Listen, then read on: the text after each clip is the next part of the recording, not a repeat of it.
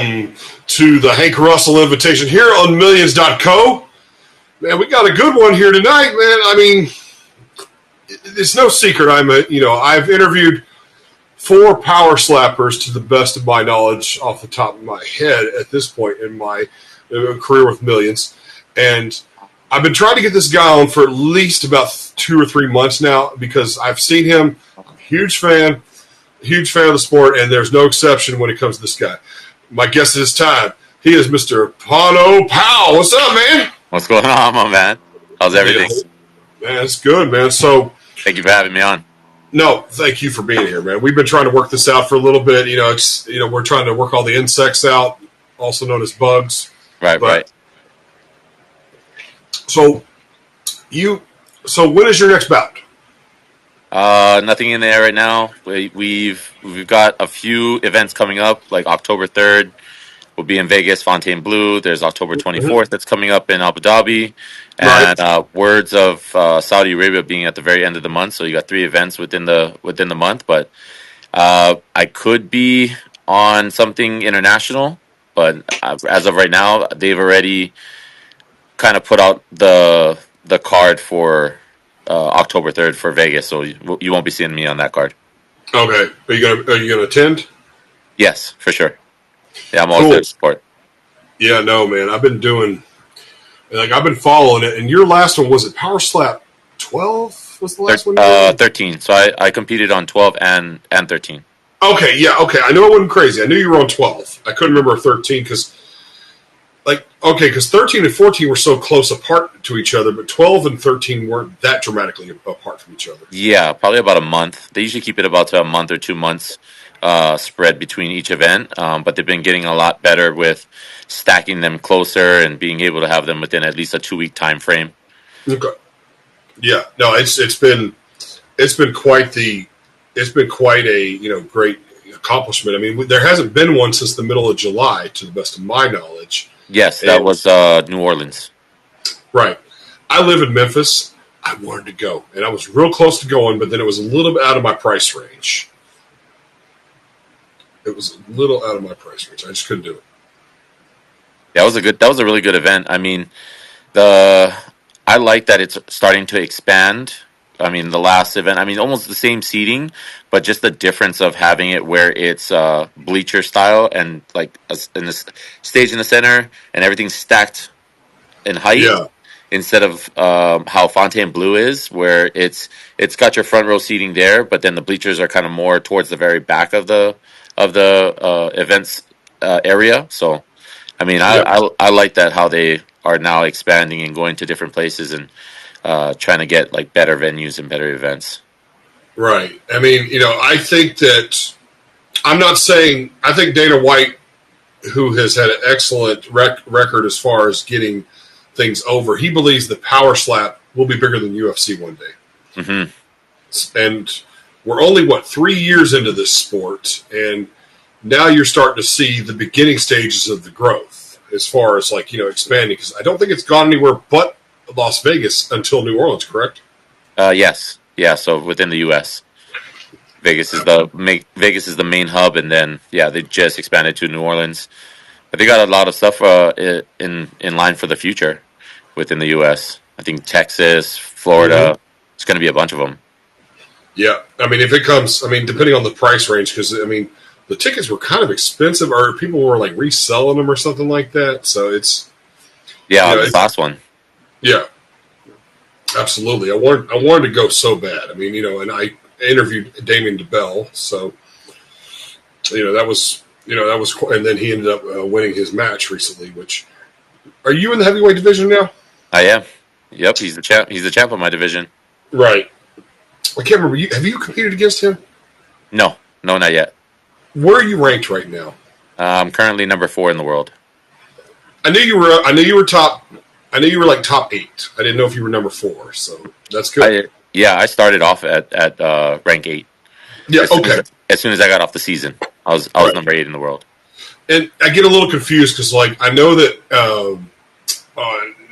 Nate was ranked number 2, but he was put in line behind because, and Aaron Turner had told me, because I interviewed Aaron Turner as well. And Aaron Turner was telling me that they said that they put him in because I think Aaron was like number 7 and Nate was number 8. I believe I can't remember if Aaron won the fight or not, but Against who? Against Nate Bernard. They haven't competed yet. Wait a second. Okay, because Nate Bernard was on the card. I know he was on the card. Who did he compete against? So Nate Bernard and Aaron Turner were scheduled for NOLA 2000 for the PS15, and then Nate got sick, so Yes. Okay. somebody had to fill in, and then Aaron Turner went against Ro Montana. Yes, that's right. That's right. Okay. Mm-hmm. Yeah, so they haven't faced each other, but it's already been announced for this next event coming up. Yeah, I'm trying to reach back out to Aaron. I haven't heard back from him yet, but I'm going to try to talk to him. I would love to talk to Nate Bernard. Like I said, I love you guys, man. Listen, you were asking me off camera why I like Power Slap so much. I love it for 2 reasons. Number one, you pretty much know what to expect, and you're the anticipation is thrilling every time. It's like, whether he does the 1 count or the 3. And number 2, the reason why I like it is because it comes off as very working class. It comes off as working class. Yeah, I agree with that.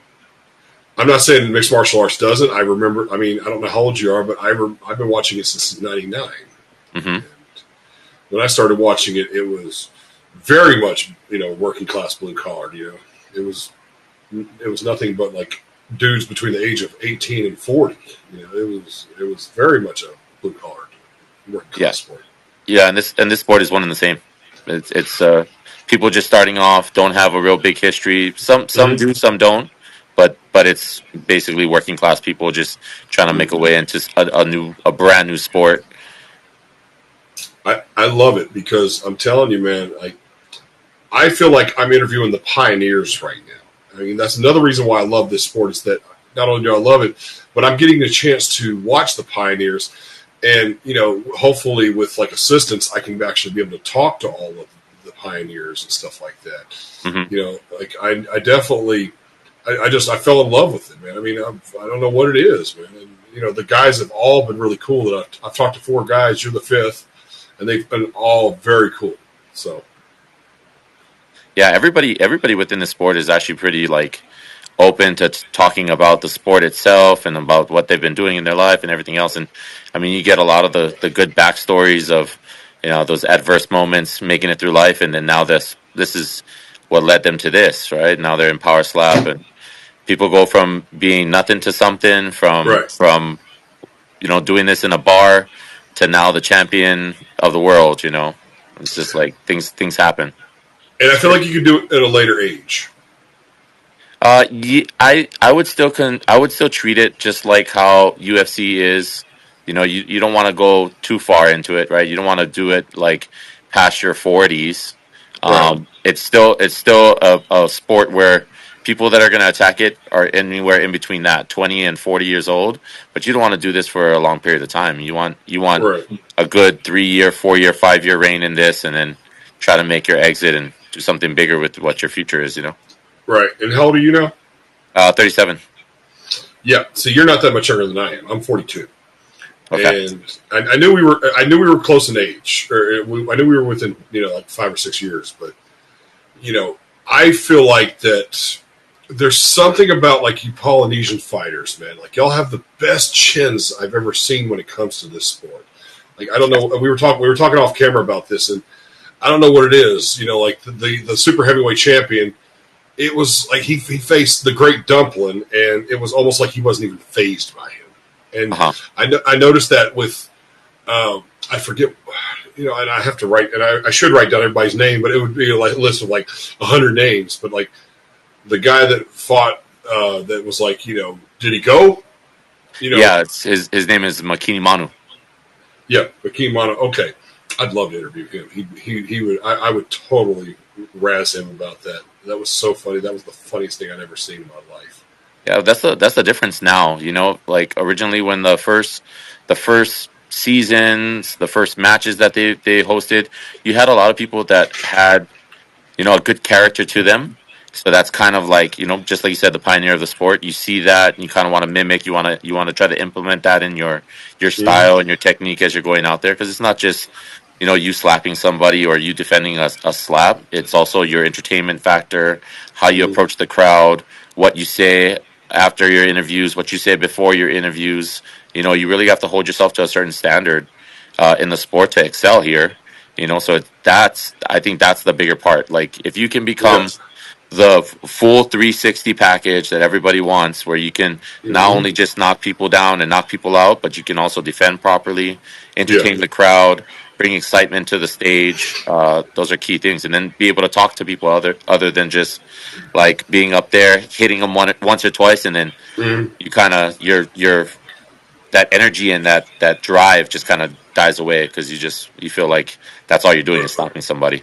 Right, and I agree with that because even somebody like Anthony Blackburn, somebody like Babyface Blackburn, Uh-huh. he's got his pants rolled up. Yeah. He's got kind of the hair is quasi combed. He looks like he's just like an everyday guy with a lot of charisma. Yeah. No, he is. And I love Anthony. We so I'm on a management agency called Full Scope, but Yeah. we've merged together from another management agency called Heavy Hitters, and we Anthony is part of the team, and he is an amazing person. Once you kind of get to know him and Mm. let him get out of his shell. I mean, he does have a character to him. He wears the sprout on his hat. He walks around with a Yeah. belt. He has a kendama. He's always doing something really like Yeah. interesting, and it's people like that like when he has something interesting about him, and then you have the opportunity to be able to show that to the world. A lot of the times he's just kind of more to himself about it. He's Yeah. funny when you talk to him, but he needs to just be more expressed and be more out there. Yeah. And now he's had the opportunity within the last few events that he's had. I've seen the Hmm. growth. I've seen the growth in Anthony. He's literally been able to like get more into what he's doing when he talks to people, when he gets on an interview on a podcast. Hmm. Like he's really about expressing his story and where he came from, just like anybody else should be. You should be like that. He was my first power slapper. Oh, And that nice. yeah, he was my first power slapper I interviewed, and I bought a kendama because of him. There you go. That's it. See, I, he's the product. You see that? oh my goodness! But I'm so frustrated with it. I'm like, I'm trying to learn how to play the guitar. It's like now I got to learn this kendama, which is probably just as difficult. Come on now. Yeah. But Patience, my friend. Patience. That's I that's know, that's that's how you win the game. I know. Patience and consistency. It's just That's it. that's it, man. I'll tell you. Uh, Yeah, you were right about charisma, and then I mentioned Blackburn, but then I think the obvious one right now is Turp Daddy Slim. He's the one that Yeah. I heard he had some depression issues or something like that recently, or something like that. I don't know what it was, but it looks like he's trying to overcome it. And he just had a successful bout, back in July, man, and that guy was whether you liked him or not, that guy was entertaining. I mean, he still is. Even with his last match that he just had against Yes. Vern Cathy. I mean, he was able to go out there. He was able to accomplish what the goal was. Right. Made it seamless. Terp was actually one of the coaches on season 3, Road to the Title, and that's Mm-hmm. kind of where I made my debut. Yeah. And I mean, solid person, but when he puts on his mask and he starts to go out there and starts to perform, he really Mm-hmm. just he's so into it that sometimes he forgets what's the mask, what's not, and then he Yeah. just kind of goes crazy. But I mean, it's completely worth it for him because that's how you need to be. Yeah, and he's one of my favorites. I love him. Yeah, And Turb Daddy Slim, if you're listening, man, I want to talk to you, man. You're awesome. there you go. Like I want to talk to all of them. Like I'm booking I'm booking Jackie Jackie what's her Cataline. name? That's Cataline. Thank you. that's my sister. That's your sister? Not my blood sister, but she claims she's Hawaiian. I met her. Almost every person you've mentioned, is a part of the full scope management. We have like almost 13 strikers. Oh I man, mean, we definitely. Oh, definitely. I definitely got to get hooked yeah, up then and because I and and you definitely. and you were right. You know, Terp was expressing that he was going through some things. You know, but this like Yeah. that's what you M- need, right? That there's these m- moments where you know it's just things that are happening. You said it in the very beginning of this. It's the working class people. It's people that are like they're not fully established yet. They're trying to make something happen in their life, and life always plays into it like that. The world always has these things where it pulls and pushes at the strings, you know. And but mhm. Terp is he's in a good headspace right now. Oh, He's moving properly. He has something to look forward to. yes. He's been able to get down to within his actual like 205-pound weight class, so Yes. it's amazing to see his journey, and it's amazing to see him come back because he's already been here for so long, you know. Oh man, I love him, and I'm telling you, man, I really, my heart goes out to him, and I when I watch Power Slappers because I don't have necessarily one that anybody that I pull for, so to speak. I just look for a good bout, Yeah, and but I would be lying to you if I didn't say because of what Terp was talking about, like as far as like what he'd been going through and stuff like that, that my heart doesn't go out to him. That he has upcoming success that is driven from the fact that he's been working on himself, sort of thing. it's the pain and the pressure points that create the diamonds, you know. Absolutely, man. Yep. And and going back to Jackie, by the way, she's one of the only ones I've met in person. Or actually, she is the only one I've met in person because back in May, her boyfriend Yeah, fought in Patrick. the. Patrick sure did. Patrick fought in the co-main event in West Memphis, Arkansas, Hmm. and I was there. I was covering it. I talked to her and stuff like that, and you know, I knew she did. I didn't know she did mixed martial arts because I've only seen her power slap. But I was so happy to meet her and stuff like that. And I'm trying to get her, and I think she's going to come on. She just wrote me back a few hours ago, but I definitely want to get it from the woman's perspective as well. For sure. Yeah, she's always good at responding, especially when it comes to like these things, like getting on an interview, getting on a Mm-hmm. podcast. So she always tells me she doesn't like to do them, but I mean she's really good at it. You know, she's able to tell her story. It's every time. It's always when you get on a podcast, you get on somebody that's interviewing you. It's all about who you were, where you came from, and what you're trying to do now with your life. You know, Oh, and Jackie's done so much things, man. She's literally she jumps back and forth between MMA, between the power slap, mm-hmm. training people in wrestling. It's like Mm-hmm. she's definitely a busy bee. And she was nothing but nice to me. I couldn't believe it. And when I've no matter how long I've been doing this, like if I work press or if I do these interviews and stuff like that, when I meet some of these guys in person in the locker room and stuff like that, I get nervous every time because you don't know what kind of mindset they're in. Like you don't want to talk to them. Like Uh-huh. I had to take a picture of, I had to take a picture for millions and stuff like that of people getting their hands wrapped and things like that. And I would ask their permission. I'll say, "Is it okay to just take a picture of him getting his hands wrapped? That's all I want to do." Yeah, Uh-huh. sure. No, that's okay. And then the guy getting his hand wrapped is like, Yeah. Because he's got the eyes on already. He's about to go out there. He's got to compete. and it just makes me want to like, oh, it's like, so I have to be careful. It's not like I don't know.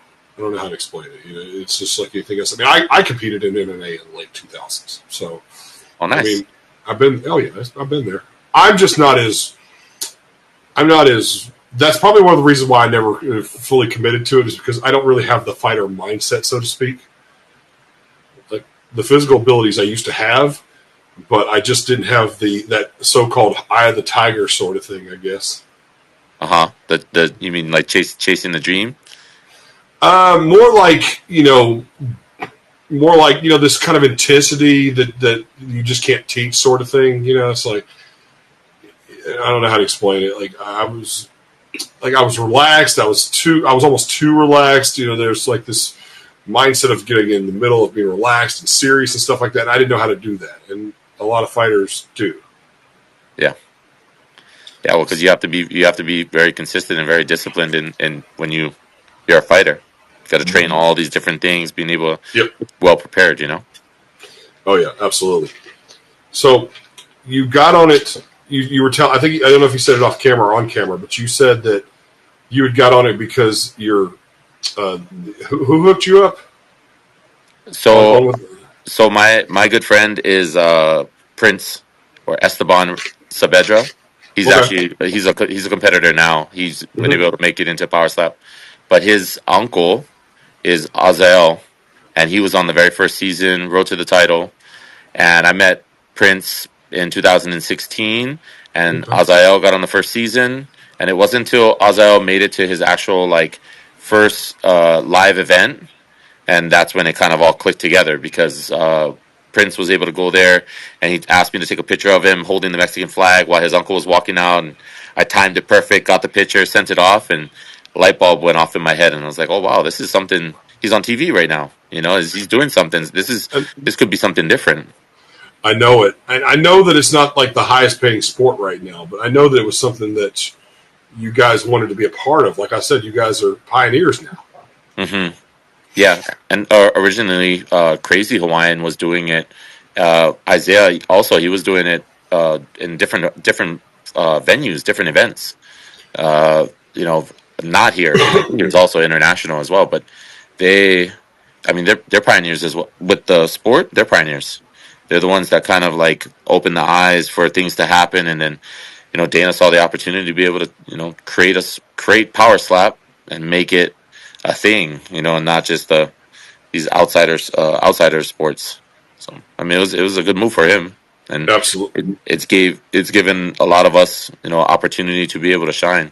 This is a sport that, like, if you had any aspirations of being like in the UFC or doing something under the UFC brand name, Hmm. like this is either the way in or the way closest to. Not a lot of people can make it to the UFC just because of the discipline and the consistency that I mean, you got to train properly to be in that, right? So many different martial arts that you have to learn to be able to be well rounded in there. And Hmm. this is slap, so it's the simplicity of it, and then you get closer to the UFC just being under the name and the umbrella. Absolutely. I asked Aaron Turner this, and I haven't heard from. I don't know if he's still mad at me for asking this, but what would I say? What would you do if I said that this is more of a spectacle than a sport right now? I would agree. Aaron didn't agree with me on that one. And for the record, I mean, and I hope he knows that I love it. You know what I'm saying? But Yeah, I'm not saying it's not a sport, but I'm saying there's a spectacality about it. Like for it's sure. not like being in a circus, so to speak, but almost like back in the '90s and 2000s when UFC first came out. It was not necessarily known as mixed martial arts. It was cage fighting. Like you were fighting inside of a cage. Uh huh. And Yeah, that was a spectacle. Everybody always talks about how cool the pit is. I'm like, well, if the pit came first, then the cage would have came second. Then people would be raving about the cage. yeah, yeah. Well, I mean, just look at the very first matches. I mean, you Mm-hmm. had a guy that would come out with just one glove on, I person a remember. person a person in a jujitsu gi. Yeah. People wearing shoes, people not wearing shoes, like the wigs, and I mean, there's so many things that so it's the same thing. That's why I have to agree with you. Is that it's a spectacle for people to watch, for people to try to get your eyes attached to something, and not really taken at the point where it's like you got to learn technique, you got to learn certain things, but it's slowly making a shift. It's you got to have. I wouldn't say it's like you got to have 50-50. Yes. You got to be able to, like, just like how we started. You got to be able to entertain, but also know how to get the job done. And over time, you got to learn, proper technique, proper defense. Which people say, hey, there's no really, a real way to properly defend. You're standing there, you're defenseless. You got to put your hands down and let somebody crack you in the chin. But I mean, those are the type Right. of people that don't really make it far because they don't practice. Well, yeah. I mean, I saw Anthony once again. I go back to Anthony, but I remember when he had his last bout at the beginning of July or into June. They were talking about he had put on an 18-inch neck. He had like a smaller neck, and his neck was up to 18 inches. Hmm. So there is some maybe people don't understand the actual technique of taking a punt or taking a slap, but at the same time, they don't understand that he prepared to be able to take that slap, and that's why he's been the champ for like 3 years. Yeah, yeah, for sure. I mean, yeah, proper preparation prevents poor performance. Yeah. The five P's. You go out there and you be able to check off all the boxes on the checklist. then by the time you go up there and you actually perform, I mean, it works in your favor. You got more percentage to win than you do have to lose. Yep. I let me ask you a question. I don't believe there is a face of Power Slap, but if there was one today, who would you think it was? I would, from the athlete aspect or from the spectator aspect. Like Spectator aspect. Like, who's the guy that's like I I would put Isaiah Quinones. Yep, That's I for like sure. that. And you just got to think Yep, about it. He's used in a lot of the promotions yes, he is. right now, currently, and not just the Michael Michelle. I can see that. And she's it's been fast for her. Like she hasn't been in the sport for a very long time, but she's been able to pick up the following in like the short amount of time that she's been here. So Yeah, that's another face that they look at. she's gorgeous. They're just putting people in place to not so much, I wouldn't say represent the company. I don't want to say it like that, but like, outside of just like looking at the company, those are the people that you're going to see at the front row. Damien DeBell. Yep, I've interviewed I Damien. mean, five champion, six champion. He's going on with a lot of belts. So that's people that they would definitely put on a poster, definitely put on the board. Right, and and not to be funny, but he's not a bad looking guy either. It's like he's not he's got good looks. He's not he kind of reminds you of like I Yeah. don't think how to explain like a big guy that's good looking, almost like a sumo wrestler or something like Hey, you that. talking about me, bro? Oh man, did you do sumo A big wrestling? guy that's good looking. There you go. Right We'll go with at him, that. bro. We'll go. You know what? I'll go with that. I thought that's why you interviewed me. No, but hey, look. I mean, hey, look. But see, that's the thing about you. All you Polynesian guys. I gotta get that big, good looking Hawaiian on here. Look, I'm telling you, man. Look, all you Polynesian guys, man. Hawaiian guys, man. Y'all are all like, I don't know how y'all do it, but y'all get girls that are way out of your league. I don't know how it is. Like, I need to just. I don't have enough. I don't have enough friends to be able to help me out. I just need to hang around this guy and be like, all right, so what did you do? No, stop. It's like, I was just being sexy. That's all. I was just being sexy. No. I'm telling you, man. But yeah, Look, that's what I would see at at the front line of the sport. I mean, athletic wise. I mean, even like right now, McKinney too. I mean, you mentioned McKinney earlier, yeah. and like that's somebody that I would start to put on posters and start really pushing and promoting because I mean, he just is not so much of the look per se, but the guy, and I'm talking about just well rounded. The guy knows what to do when he goes out there on the stage. He knows what to do Mhm. when he's walking out. I mean, those you got to know when to count. Those moments are only short lived. So you got to make sure every one of them count. But I mean, they would definitely start, putting them up I know it. for And sure. I'm glad that Paige Van Zant participated in it. If she was more consistent with it, she would definitely put it on the map. Because Yeah, I mean, she was out just because of some medical issues, sure, yeah, yeah, I mean, she's already announced that those things are very, they're they're clearing up, so she'll be ready. She'll have another match coming up soon. yeah. I'll tell you who else would be like very marketable if he wasn't so mysterious is Wolverine. Yeah, but he's always been like that.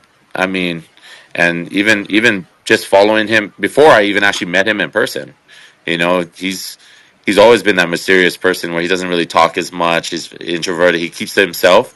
But like, if you were sitting in a room with him and actually really having a good conversation, especially if it's about rules and power slap, like that's a guy that you pick his brain because I mean, even though I've he might not talk as much, he's really thinking about new technique, new movement, what's going right. on with this, what's going on with that. So he's an I, analyst, just like a bunch of us. yeah, and I'm not playing favorites, but the thing about it is that I'm from Memphis and he is from Mountain Home, Arkansas. I have family in Mountain Home, Arkansas. Uh huh. So, very nice town, almost like for Arkansas, it's almost got this kind of like mixture of like working class meets, keeping up with the Jones type. So, Nice. but you could definitely tell from his personality that he came from the more like working class type. But he would be one I would love to talk to. Absolutely. Yeah. Yeah. He's a solid Yeah. dude. He was my coach on a few of the events. Yep. I mean, That's he just gives good insight. You know, as soon as you ask him a question yep. like, "Hey, what do you think about this? What do you think about that?" He's like, "Yeah, that person came in a little bit high. He's a little bit low. Make sure you brace up properly when you go back in there again. Mm, Try to take a step back, analyze what you're trying to do." I mean, he gets you thinking about the main points. Like that's what you want in a coach too. You know, you want yeah. somebody that's just immediately taking all that information, all that data, computing it, and then spitting it right back out, saying, "Hey, this is what you got to do to be sharper out there." And Right. yeah, and he's one of those guys. You know, Absolutely. He's great at. I've seen him do it, and also Isaiah's excellent at it. Isaiah's Isaiah's. like that, and Brandon Bordeaux. Brandon Yep. Bordeaux's like that too. He's not shy to just really like speak his mind out there. Hey, this is what you got to do. This is what you got to do. And I mean, he comes from a coaching background. You know, Right. he already coaches his kids and does wrestling stuff. I mean, Yeah. That's where him and Jackie have found a solid alignment. Is like, I mean, he coaches wrestling, she coaches wrestling. You know, you two peas in a pod right there. You know those guys. Yep. And and Anthony Blackburn wasn't too bad. He wasn't too shabby on the last one. He was working the whole quarter the whole night. And I was like, man, Yeah. good for him, man. Yeah, solid. Yeah, they've made the right picking when when they're looking at like coaching, when they're looking at people that are going to be able to visualize what they want, what they see in an actual coach going out there. Because honestly, there's not that much to it when you think about it, right? It's like Mhm. coach is just standing there. He's just there to assist, to clean your face up and kind of just go through the motions. But then when you start getting more hybrid people that like one, because you're doing the slapping and you're doing the defense, and you start to go in. Okay, let's analyze this. Let's move back here. Let's do this. Let's do Mhm. that, and it becomes a a better match. Instead of it just being like that one and done. Oh, he's just gonna go out there, give his chin completely out there, and then the other guy's gonna put him out. You don't want none of those. You want exciting matches, things that go Mhm. rounds. No, absolutely. I agree with that. And we have a you know we have this thing about like where we don't always. I'm trying to think how to explain it. There's always this thing about like coaches. Sometimes the best coaches are the ones that participated in it, Hmm. and I can agree with that from a fighter standpoint. People look at like guys like Freddie Roach, because of his illness, that they think, was he ever a fighter? Yes, he was a fighter. And he has a certain brain trauma that affects the rest of his body, but he's the best Hmm. trainer in the boxing trainer in the world. Yep. Same thing with these, the power slap thing. Power slap is a relatively new sport now, and you've got these guys that are coaching on the sidelines that not only have done it but are still participating in it. Hmm. Yeah. So, Yep. yep.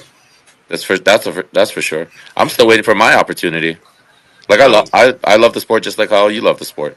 yeah. That's why I asked you, off camera, like, hey, what do you love the most about the sport? Because I mean, it's one being in it, and then one actually having like a passion for it. And with me I, at this point, I'm obsessed. Like I, I coach everybody. I try to help everybody, whether it's technique, whether it's life stuff, yeah. anything. I have a job with benefits.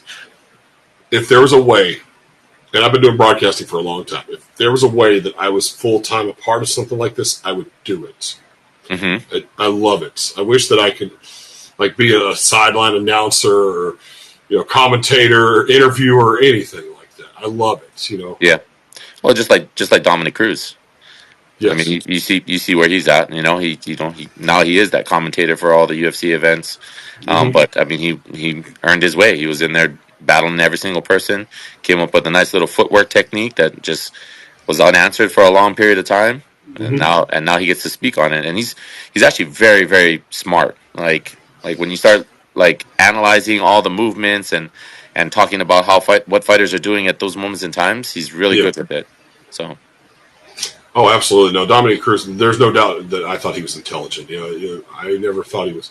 I I think he was also a great antagonizer, which made him seem like he yeah, was a jerk. But he was a jerk. But then he was a competitor at the time. He kind of had to be for sure, at for sure. least at least to be able to like outdo guys like the great Uriah Faber and stuff like that. But still, Yeah.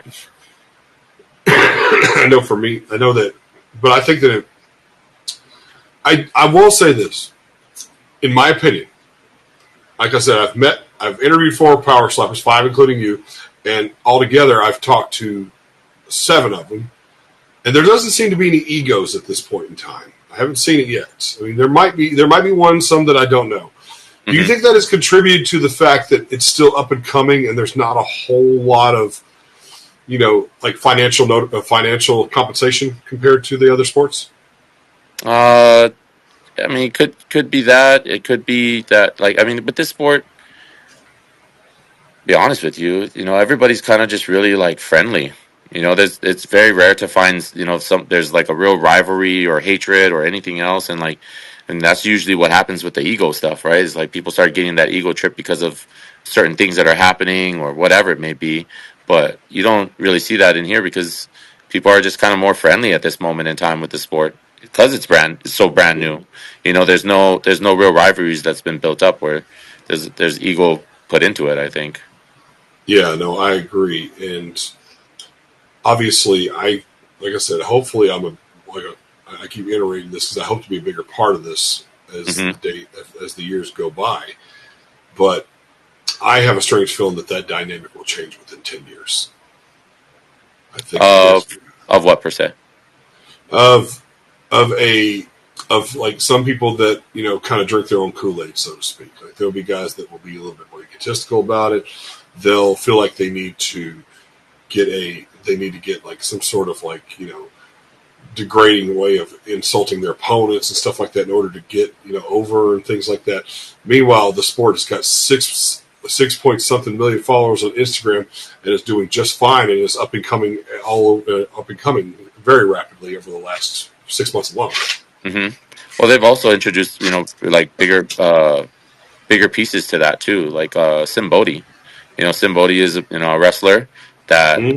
right now you're getting that type of feel, that type of vibe where it's they're trying to implement entertainment, stuff that's going out there that people one giving all the pro wrestlers an opportunity too, because I mean in pro wrestling you're not making a lot of money. I'm per se. I mean, I wouldn't know anybody's bank account, right, as a wrestler, but I'm sure that just like that, especially when you're getting into it and you're not an actual like WWE, WWF signed to a contract where you get paid so much amount of dollars.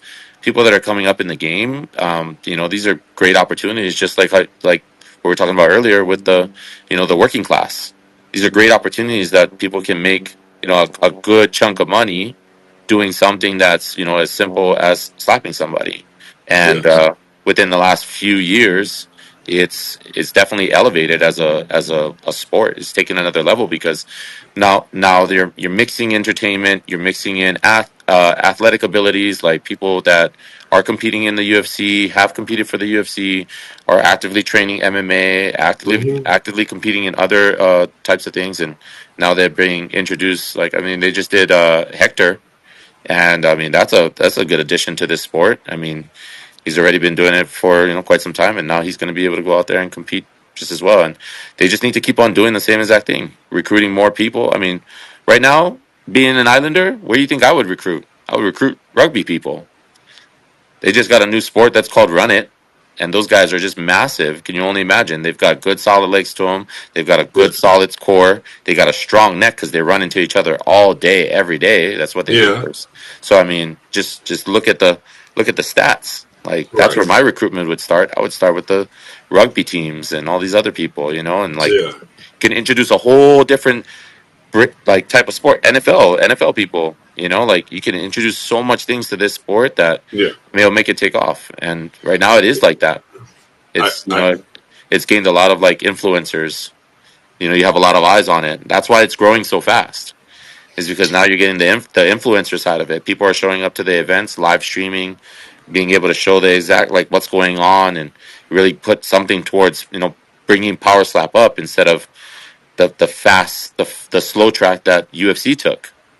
They took a while before they started picking up their first few events, and then once it caught fire, I mean you can't stop the fire from burning.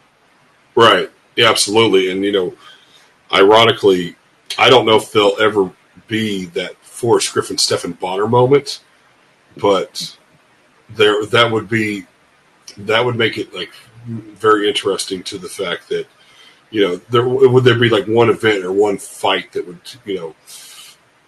like define the sport or elevate it or whatever. And I don't think so. I think it'll be a combination of everybody on that card doing their thing. Yeah, of course.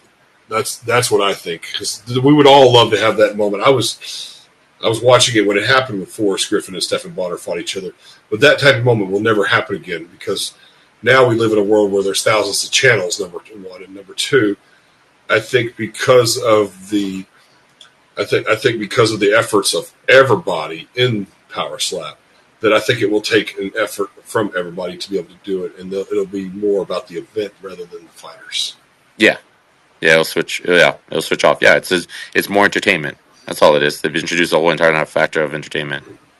Right, and we live in this era now, and a lot of people don't realize this, but there's not really a face of any sport. And you name me, other than LeBron James, I can't think of any sport that has this true face to it that is matched with it. You've had Hulk Hogan with wrestling, you had Tom Brady with football, you had Jordan with basketball. You get the idea. Yeah, but John Jones with the UFC. Yeah, absolutely. Conor McGregor. Yeah, but now it's more about the event now, rather in every sport. It's more about the event now rather than the face of it. I think it's I honestly feel like it's just the pool of people bringing people in to be able to try it, and then they're finding their shining diamond. It's like, I mean, it happened with all the other people that are in the sport that are the face of the sport. So they still have to go and bring a lot more people in to find that golden goose that lays the egg. Like that's the one that they'll invest in. So it's going to take time. Any sport's going to take time. Yeah, I get it, and it's like I said. Well, what are we, 3.5 years into this sport as far as the mainstream level is concerned? So nothing happens in a day. It's a day-to-day process. Yeah, but I'm really looking forward to what comes up in the future, and hopefully I'll be able to go to a live one day. That's the idea. I want to see what it's like in person. Yeah, it's a good experience. I mean, the first time that we went to an event was Power Slap 8, me and my wife, and it was a great experience. The crowd is lively, everybody's on their feet when it comes up to the matches. Like it felt very entertaining, and especially with like my brother just competing on Power Slap 7, me being introduced to the sport. That like going to that event was really big for me, just because the fact that I just competed on the season 3 road to the title in May, and that event comes up, and it's like, okay, this is how it's gonna feel. Once you get on the stage and start competing and start doing everything else, this is what that live event feels. Because I mean, my first experience was a house. Yeah. So. No, absolutely. Since you're in his division, what do you think it'll take to throw Digby to Bell? I mean, I could tell you, but it's not going to be a secret anymore. You know what I'm saying? It's not going to be a secret anymore. But I mean, I've got some things that, I mean. Is it because you're Polynesian and you guys can take a slap? It's like, you were telling me off camera it's because your mama's slapped you enough or something. It has, well, and not only that, just Islanders do have an advantage only because of like we're just like it's the mental toughness, things that you've gone through in life, whatever it may be, and build up. But sure. I mean, everybody's done that. Everybody's been through some point in life. Whether you lived a successful one, or you've had problems where you've lived homeless and you right. went through the struggles and everything else. But I that's not where the main thing is. The main thing is the preparation, and then understanding and analyzing exactly what it is. Being very, very mad scientist about everything you do. Not a lot of people, one, are thinking like that, and two, are consistent enough to be able to do all that. And I mean, I'm not going to toot my own horn, but I mean, I train every day. I definitely watch video every day. Mm-hmm. It's my job. I was like this when I got my job, and I was a bomb technician for Hawaii for quite some time, and I was like this when I did really good things in the casino, and I was killing the casino for like 2 years. Like, it's just, you get an addiction. You know, you become obsessed with something. Connor said it best.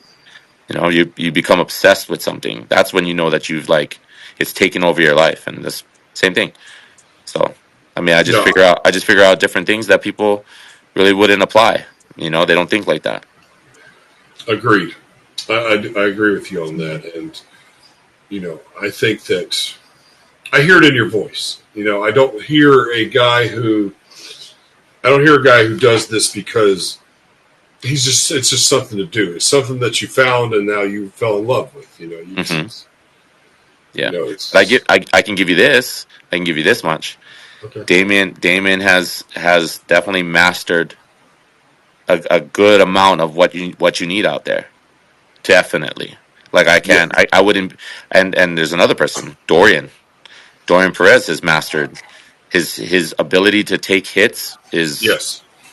by far the best chin I've seen yet. Best chin. Yeah. Yeah. So And he in the heavyweight division now or still? he's ranked number one. Yeah. So Damien's the champ. Dorian's number one. Yeah. Okay. I figured that. I couldn't remember because I know that because like I said, I thought Nate was technically ranked number two, but I guess because he missed out on the event, he's not no longer ranked number two. No, he's number two. So are they tied at number two or Nope. no? Is he, you know what? I always get confused about that. So I don't mind me. I got you though. That's why you got me. So look, it's Damien, then Dorian Perez, then Nate Then, Bernard, then Wes Mena, which uh-huh. Damien just fought Wes Mena at NOLA, and Right. then it's myself, Right. and then James Seekman. Right. And Aaron. Yeah. Aaron. Yeah. Oh Yeah. no. Aaron. They that switched with Zakir. So Zakir is number five. James Yeah. Seekman is number six, and then Aaron is I think he's number seven. He was seven before he had Brian his little. Ellis is number eight. Darius is number eight. Roll Montana is number 10. Can't think Okay. who's at I can't think who's at number 9 right now. But I Yeah. mean that's the whole roster for the heavyweight division. I mean, it doesn't. Gosh. I mean, it's everybody's gonna get their chance. But Yeah, everybody gets a turn. yeah, absolutely. Well, if you're let's see, you're number four. Hmm. You could be up for a title fight. True. Yeah. You could. And I've also went against Dorian already. Yes. I've had a match with Dorian, went to a split decision, and I lost. I've battled Cooper Housley, Yeah. which I mean he's a solid dude, but right now they've removed him off of the board, which is sad. He's good. He's a solid person. Cooper's a solid person. Um, yeah, I mean they're just and there's a bunch of people that are coming up in the heavyweight division too. Bryce Jones, he's just had his match with Zakir. Yeah. Didn't go the way it was supposed to go, and the way he wanted it, but. I mean, he's still 3-0 and he's still moving. So there's going to be a lot more people that are going to be coming up. They just had another match. This last one, it was Ryan Kenny, which he does wrestling, and Johnny Magna. I mean, they're people that are crafting and learning right now. And then what better people to learn from than the people that are at the top of the sport right now? They're picking up all the information, downloading the data, and then trying to implement it in their styles and their techniques. I could tell already just by watching them. No, absolutely. I could definitely. And I didn't want to mention your match with Dorian. I was, I was very aware of that. I thought that was, it could have gone either way. It was a split decision. Yeah, yeah, Honestly, if I was a judge, I'd have a hard time judging that one. yeah. I mean, but it was. I mean, it was the honestly, it was the right decision. Can't say anything else. If they're gonna go split decision, they in the very beginning he stumbled me back, and then that. I mean, even though not super phased, in the eyes of a judge, when you see somebody stumble back like that, they're like, okay, he lost that round. Right. And then there's some calls that wasn't made towards the very end, but I mean things in the sport have changed so much over the time. Like even me being in the sport from me before me, like things have changed in the rule set, and then gone to something different, then came back to the same rule set after. It's like Mhm. they're in that phase that it's so brand new that they have to create these things, and then obviously when people introduce something that's completely different, that's not really practiced or not really trained or hasn't been really called yet, they'll sooner or later they'll figure out a way how to, judge those things that are happening out there on the stage. Yeah. So the rule sets change all the time. No, I love it, and I admire, as long as it doesn't water it down. I admire growth. Yeah, I love it. yeah, I like it too. Yeah. Means we're going I someplace. oh yeah, no, I get it. I got a couple funny questions for you. Number Shoot. one, all right. Have you ever had the taste slapped out of your mouth?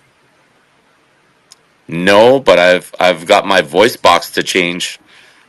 When I got hit by Devin Jenkins, he that one actually made my voice to where I sounded like I was Venom. There's clips everywhere too. I didn't catch that one. It changed my voice box. It changed the sound of my voice. As soon as he hit me, and it was like, because I had that like look. I was saying, the referee asked me, "What's your measure? What's your count?" And I was like very just muffled, right on one. And somebody did a clip of that. Was like, "Oh man, this guy sounds like Venom, like the demons coming out of him." So that one was not the taste, but definitely changed my voice. I think it definitely nullifies my second question. Have you ever had somebody slap you silly? Yeah, I've been knocked down by James Seekman. That was my Yeah, second match in the sport, and he, I he remember put that me one. he put me out in round two. And silly in a way of, I had said something before he slapped me, and then he kind of just put it in, like he was able to shove all that words right back into my face. Yeah. Yeah, Oh, that was. I wasn't going to mention that one, but I'm glad you brought it up. I I mean, never like to mention guys' losses, especially KOs. I think that's the most important part, because the losses are the learning points that we grow from. Those experiences, whether they're good or bad, we figure out a way how to grow from those moments. And losing to James taught me a lot. Definitely taught me a lot. So when I went against Cooper, my whole entire headspace was different. When I went against Dorian, my whole headspace was different. Going against James again, everything changes. It's like, as soon as you experience something, you start to figure out other things around you. So I know it. I was just yeah. I'm glad you said that because I never mentioned anybody like. I think the most awkward question I asked was Anthony when his face was puffy on one side and stuff like that. And he goes, uh huh, "Oh," and I interviewed him maybe like a week or two after had his last bout, and he was like, "Yeah, I can still feel it a little bit." uh So, huh, yep. I felt that uh, from Devin Jenkins. Devin Jenkins, my first hit, one because I didn't know what was coming. I mean, I knew the slap was coming, but I didn't know all that pain was coming behind it. But for the first 2 weeks, I could barely chew on anything. It was hard. I was like, wow, okay. Now we learned a lesson. I was like, brace up properly up here. We need to bite down differently. right? Yeah, Yeah, absolutely. It's no, I get it. There's a reason. Believe me, if I was 25 years old, maybe 30, I would have competed in this. 42-year-old me, I'm good. yeah, I'm good. I don't. My yeah. I they probably wouldn't even take my application. They wouldn't even probably take my application at this point. Who knows? People put their application in. They try all the time. It's like, you get the call, you get the call. You don't, you don't. But at the end of the day, when you go out there on that stage, it's you either have a chin or you don't either, too. True. No, that was one thing I did have when I was a competitor. Was a chin. Oh, then that's all the rights to go in there. And then you just got to practice the slap, and you should be good. Oh Right? yeah, yeah. Learn some No, technique. I think I'm good. I think I'm good. I think I'll just hope for the dream of being able to be a full-time broadcaster again. There you go. There you go. And Actually, then I'll exchange you. I'll do that job. I'd rather talk about it than do it. there you go. There you go. But you're better at it than I am. You're ranked number 4 in the world. I mean, what the hell? Yeah, yeah. I like the analytical side of it. It's bad. Oh, It's just I so can much. see. It's so much fun to like break things down, and like analyze all the stuff. So You know what? I could see you doing it when you retire. I could see you yeah, doing it. I for really sure. could. Yep. I don't know. I don't know what it takes, but hey, it's. I can see you doing it. I really could. Oh, right here. This is the interview that says it all right here. In 2028, 2029, when I'm out of the sport, Yeah. you'll see. I'll be right there talking right next to Michael Bigsby. Oh man, gosh, you got to. Oh, that's so cool. I Clip would, this. Clip this. Watch. You'll see. do you know what? Yeah, that's right. I got to tell. Hey, millions. We're gonna We'll go Yeah, clip this. let's clip down because that's me manifesting the future. That reminds me. How do you feel about like? I wasn't really paying attention at first, but I'm thinking the legendary Forrest Griffin is catching you guys while while the action is going on. Do you? Why would you think that somebody like? Why would somebody like him? He must love the sport because it's kind of like it just shows his lack of ego, or his lack of ego. But he just definitely like he's at the. I feel like he has like the servant's heart with this, and I feel like there's somebody his age and his involvement in the sport, he should be like the guy sitting on the sideline during the events, being worshipped as opposed to actually still be working doing this. Hmm. Yeah, and you got both of that. Like, I mean, you also have like Cowboy Cerrone. He's always there too. He's that's somebody that like really likes like loves the sport. Like he shows up all the time. Same thing with Forrest. I mean, if he didn't want to be a part of something, he wouldn't invest his time into it. And Yeah, he's a solid guy out there too. Anthony Smith. Anthony yeah, Smith is a catcher. J Boy. He's a catcher too. right, So I think they're just more pot invested and involved in it. right. And somebody's gonna ask you the question, hey, you want to be a catcher on the show? Even my good friend Joey. Joey was he was one of the the first person I met on the season 3 road to the title, and then Frank asked him to be a catcher for like a few events. I mean, it's an honor to be able to do something like that. I wish, but hey, ask me, I'll catch somebody. There you go. There you If I'm go. not Hey, competing, I'll do it. look, I'll do it. I mean, I would. I mean, I'd Come be like, on, I mean, what's hard about it? You know what I mean? Just stand there and catch. right. Just make sure they don't hit their head. That's all that That's matters. right. That's right. Safety, fighter safety. Yeah, no, I love it, and it's funny you mentioned Anthony Smith because he just retired like a couple months ago from fighting. So I think he wanted to compete in Power Slap and just try it out. But then I mean, he had his matches, and then after that he announced his retirement, and then he just never kept it in his mind to go back to Power Slap. And then obviously the pay grade would change. Like we got to start talking like when UFC starts to make that transfer over, and you've got people making good, really really good money already transferring into a sport that is like on the up and coming. I mean, yeah, I feel like that's why a lot of the UFC fighters haven't made the join, you know, because of that. Because of as that, well. it's not worth their dollar, not yet. Yeah, no, I agree 100%. I agree 100%.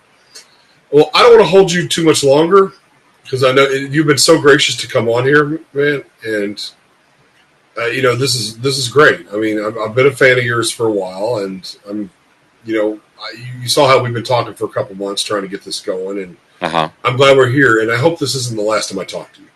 Oh no, for sure. Yeah, especially if you're covering all the power slappers, and I mean, there's going to be so much things that are coming up for the future of the sport Yeah. and the future of the strikers. That I mean, you're going to see me a lot more. I'm going to Okay. I'm already involved in a whole bunch of things that's going on with the sport, and I'm Yeah. just going to continue to be involved in the rest of the things that are happening in the sport too. Yeah. Yeah, maybe I could keep in touch with you, and maybe we can maybe I can see if I can get some more power slappers on here and stuff like that because I could use all the help I can get, and I love it. Like I said, man, if I could work for Power Slap, I would. I know that that's a pipe dream, but at the same time, I love covering it. I don't know what it is. Like I said, it just this blue collared style of competing is so excellent. Well, that's it. Well, now you got the bigger goal. Now you just need all the little micro wins. That's Stack some micro wins, brother, and that's it. You got you get to the bigger goal soon. oh man, this really touched my heart that you're here today, man. I appreciate it. And you got anything you want to say before I let you go? I mean, I I just want to say that I love this sport. That's it. Like entertainment thing, and oh yeah, I can chase the title and do something crazy, But then being in the sport and being able to compete in season 3 and be able to do all those things and have all those experiences is it's really showed me that like this is something to really go out there and reach out and help a lot of people. I mean, I've been in the sport for this amount of time, and I've realized one thing is that a lot of the people that are in this sport are going through hard times, crazy moments, things that toss their life around back and forth. and it's huge to have, you know, like even like just the mental health side of it really dialed in. That's what I want to say. Like nobody really focuses on those things, but within a sport like this, that you know you don't really know what the striker is going through, what he's been through, or what he's currently going through right now. You know, it's like that would be the next thing. It's like that's honestly that's what I want to do. I've been trying to lay out my hand out to helping others, and I just want to continue helping others within the sport and outside of it. So Oh man, mental health is a well, big thing in this sport, man. absolutely, man. Thank you for coming on, man. Look, we got each other's info, man. We'll do this again, and just we'll write each other and keep in touch, man. This has been my, I'm not gonna lie to you. This has been the best interview I've had. I'm not gonna lie to Thank you, brother. you. All right, no problem, man. I guess I'll close this out, man. Ladies and gentlemen, this has been the Hank Russell Invitation. You know, you could have been doing anything else, but you decided to join me tonight, and I am so grateful that you did.